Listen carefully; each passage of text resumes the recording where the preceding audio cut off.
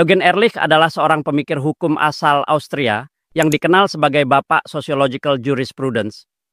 Ia lahir pada 1862 di Bukovina, wilayah yang dahulu bagian dari Kekaisaran Austria-Hongaria. Ehrlich mengembangkan pemikirannya di tengah dominasi pandangan hukum yang berfokus pada aturan tertulis dan formalitas hukum negara. Namun, ia menawarkan perspektif berbeda, bahwa hukum tidak hanya ada dalam teks undang-undang, melainkan juga hidup dalam praktik sosial masyarakat. Gagasan sentral Ehrlich adalah konsep living law atau hukum yang hidup. Ia berpendapat bahwa hukum formal yang tertulis, law in books, hanyalah sebagian kecil dari hukum yang sesungguhnya berlaku.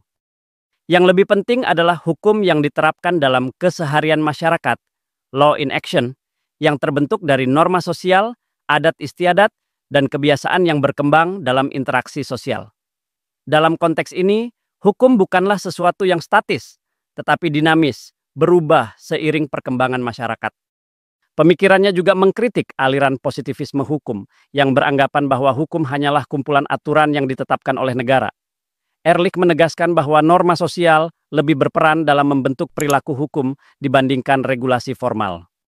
Ia juga menyoroti peran institusi sosial seperti keluarga, komunitas, dan organisasi bisnis dalam menciptakan dan mempertahankan hukum yang hidup. Di Indonesia, pandangan Ehrlich sangat relevan dalam memahami pluralisme hukum. Sistem hukum Indonesia mencakup 3 elemen utama, hukum adat, hukum agama, dan hukum negara.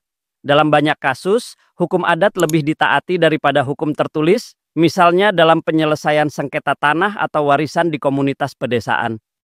Konsep living law juga tercermin dalam praktik bisnis, di mana negosiasi berbasis kepercayaan seringkali lebih efektif daripada kontrak formal.